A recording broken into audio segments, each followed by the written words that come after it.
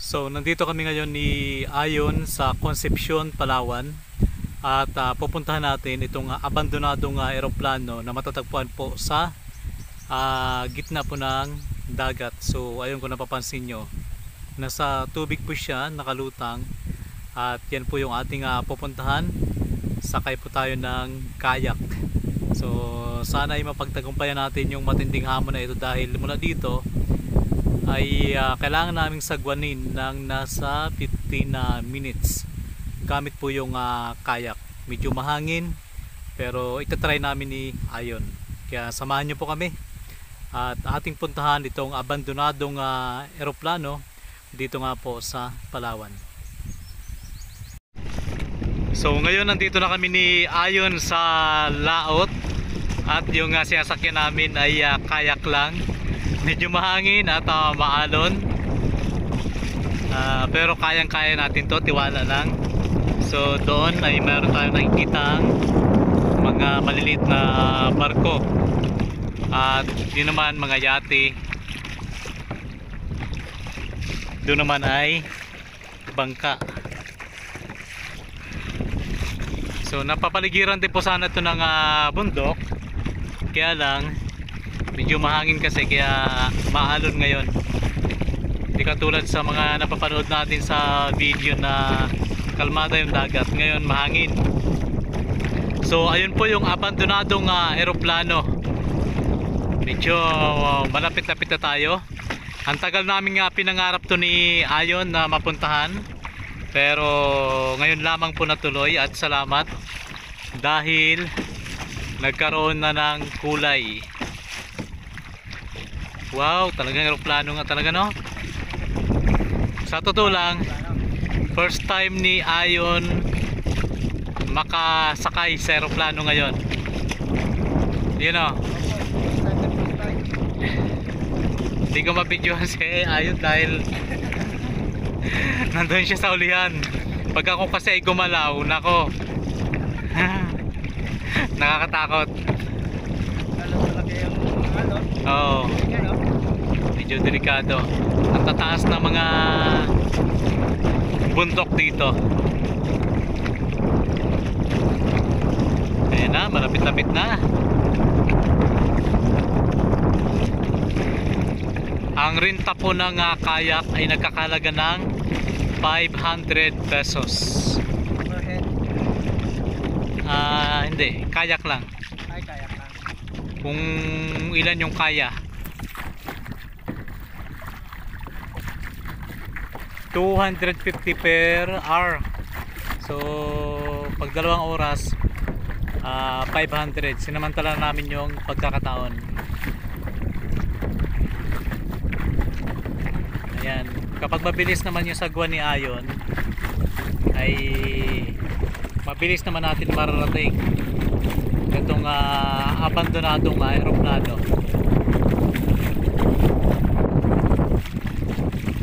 Ayan na, malapit-lapit na tayo.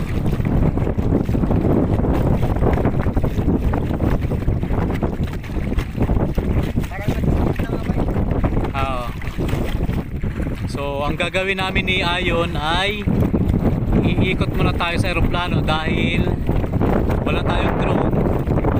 Kaya ang gagawin namin, iikutin muna natin ang kabuuan ng eroplano.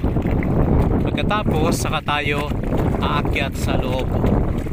At kung kaya pa ay saka po tayo aakyat sa itaas. Malaki din pala, no? Pero sa malayo, maliit lang. Oo.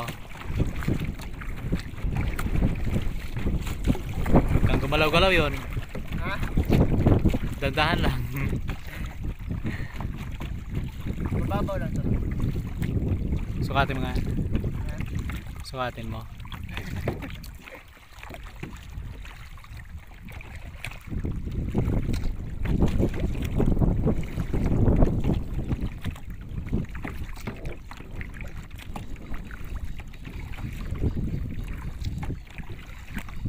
Yan, medyo bumagal na yung pagsagwan ni Ayon. Medyo nagutom na kasi yung aming pinakapagkain nga ni shake lang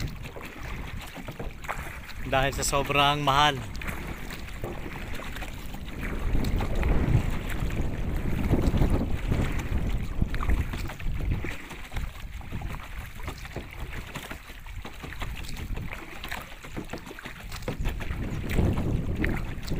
Nasa gilid siya pala ng Bakawan, no? Yun, no? So doon may mga bahay din, yan, no?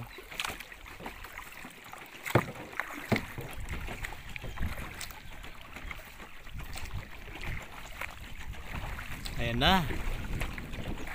Ay, malaking eroplano nga to yun. Ay, ibig sabihin ko na siya. Oo, parang. O sa pagkaano talaga siya naputol. Yung pagkalanding niya. Siguro. Ay, hindi, buo pa. Buo pa? Ayun, no? Ayun, buo pa. Kala ko, putol na.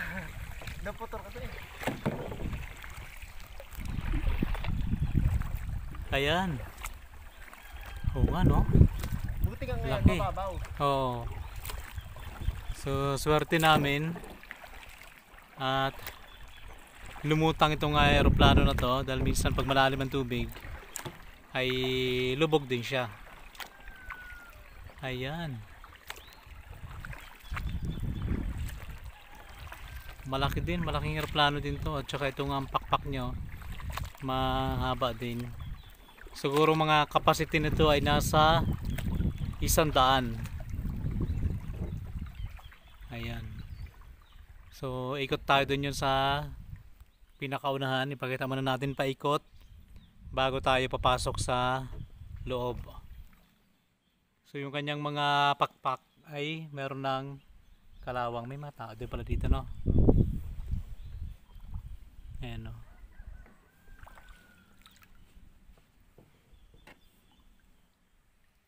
Buo pa nga. Ayan, dun tayo.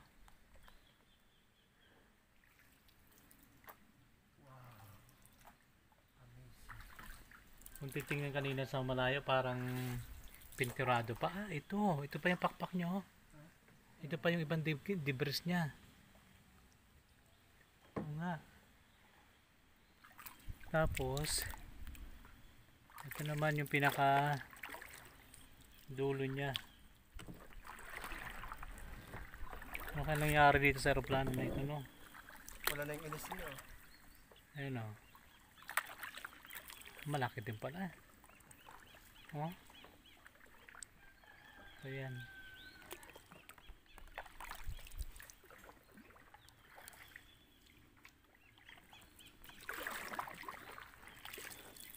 Oh.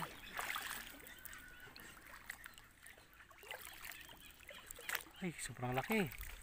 Hindi lang to mga 500 siguro ang sakay nito. Oh. Ay, ibig sabihin, ito talaga pala yung umano sa tubig. Ayan, no? oh. International plane to.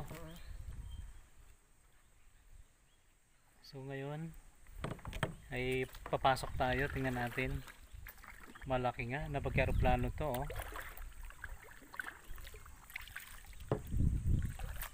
Ayan, papasok tayo doon sa may pintuan na yon.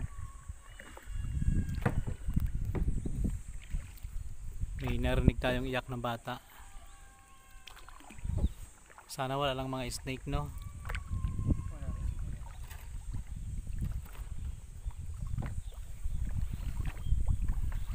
Paningin ko kanina, pinturado ng kulay puti. So ngayon pala puro talaba na.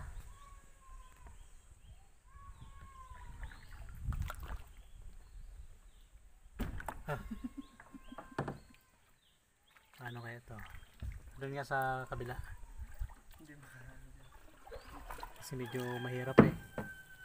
Tapos hindi natin alam, baka may mga wait lang yan, hintayin mo na yan.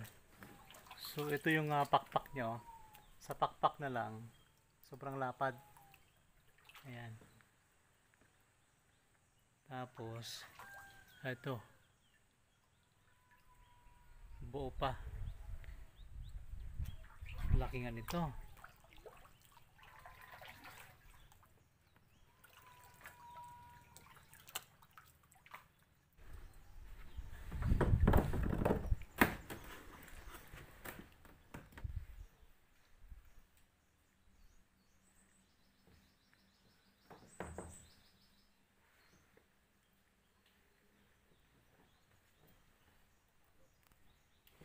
So, nandito na kami sa loob ng abandonadong eroplano.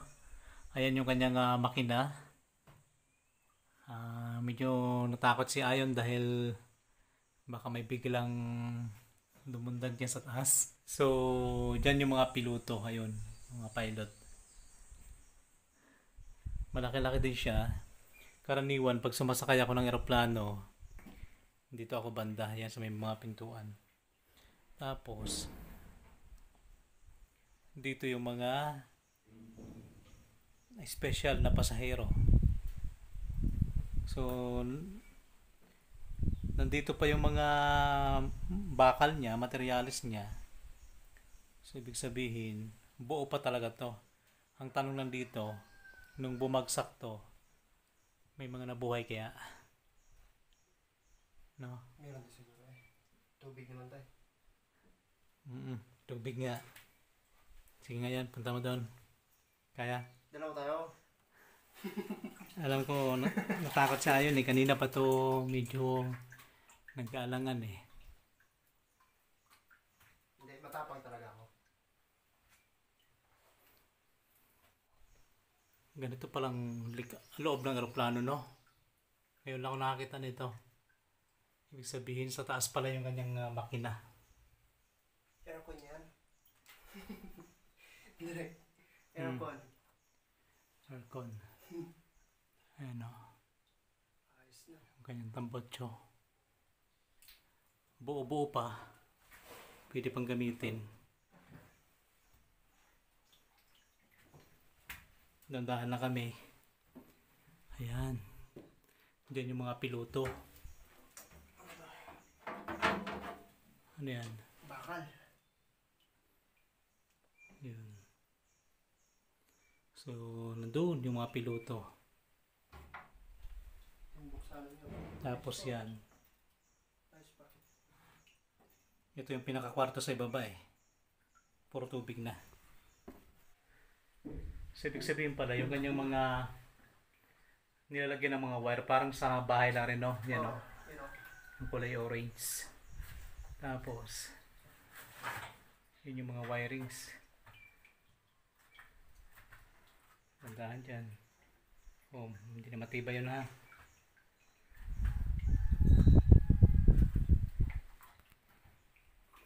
Yung mga ginamit dito na bakal ay yung hindi kinakalawang. Kasi kahit tinikita na po siya ng talaba, ayan o, makinis pa rin para siya mga stainless. At saka magaan to, no? Oo. So yun yung pinaka hulihan. Ayan o. Dito. Ay, ito yung butas. Dito. O, dandahan dyan. Manipis lang ang tayo na ito. Oo. Dandahan lang tayo. Ganito lang pala to. Hindi. Madulas. Dandahan lang. Madulas. Dapat lang yun mo. Kiskisin mo muna. Ganyanin mo muna para magkakaroon yung spike. Yan nga. Itim na tayo eh. Nangitim kami ni Ayon kasi may pinuntahan pa kami.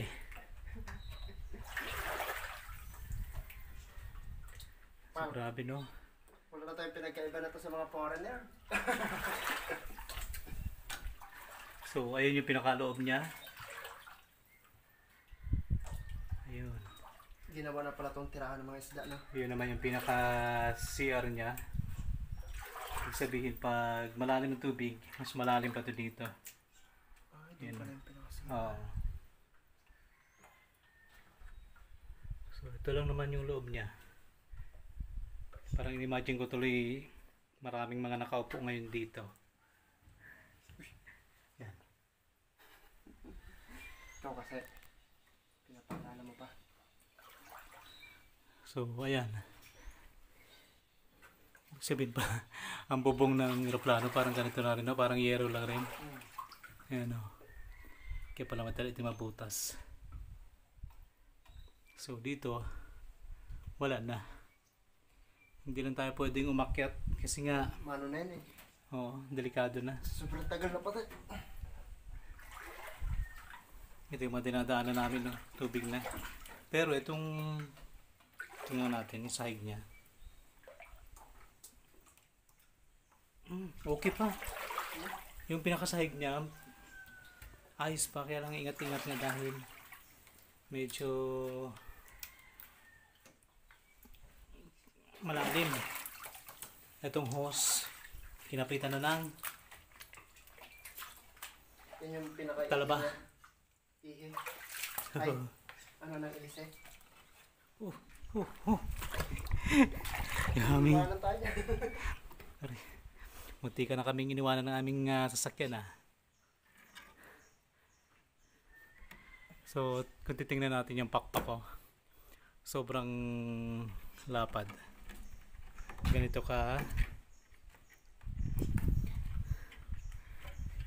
kalaki ang eroplano na to. Sabi ko nga siguro nasa 500 ang sakay nito, 500 katao. So dito lang naman pala siya, sa tabi lang siya ng Bakhawan. Akala ko kanina kung ano lang yun, yung pala yun yung kanyang pinaka, hindi ako nagkakamali, pakpak din pa yan o ilisin niya. Saan? Ayan yung nasa ilalim na yan. Yan yung pinaka, yung Akala ko, palutang-lutang niya baga. Oo. Akala ko kanina missile.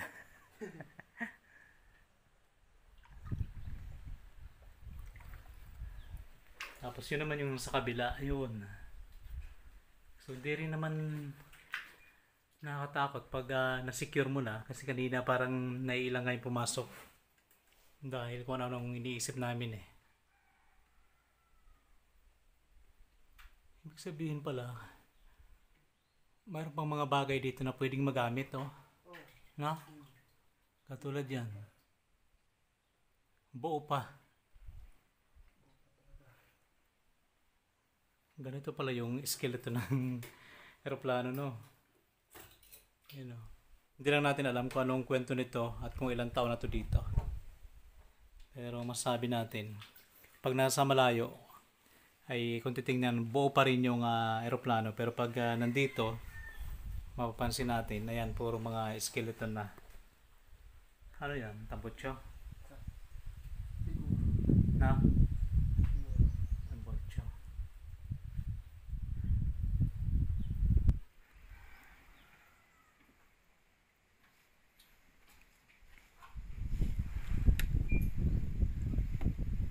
So yun yung buntot ng eroplano. Ayun. At doon lang kami galing yung sa bundok na yun na mayroon pong mga watawat. Ayan. So yun naman ay mga maliliit na yate.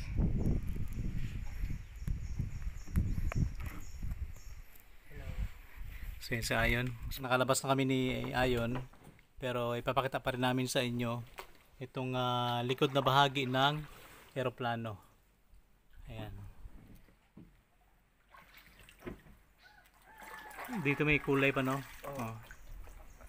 Ayos pa dito. Ayun, mainit na. Mainit na dito. Yung mga kabayan dito.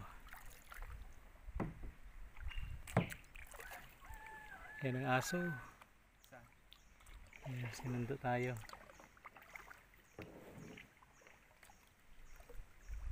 May pier pala na maliit dito.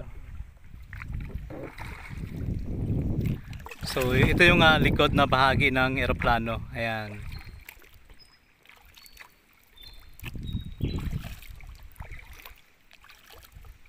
Siguro international to, no? Biyaheng ibang bansa. So yun naman yung kanyang itaas. Medyo mahirap lang kasi umakyat, no? Ano na pati, marupok. Madulas at saka marupok. Hindi mo na malaman kung ito pinakit.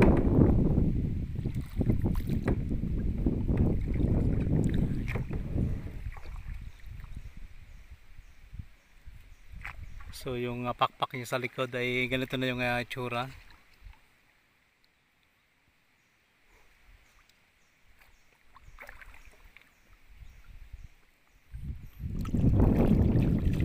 So ayun po, maraming salamat sa pagsama niyo po sa amin, at sa mga bago pa lamang dito sa ating YouTube channel, huwag niyo pong kalimutang mag-subscribe at pakipindot na rin po ng bell button para lagi po kayong updated sa mga kakaibang video na ating ina-upload bawat araw.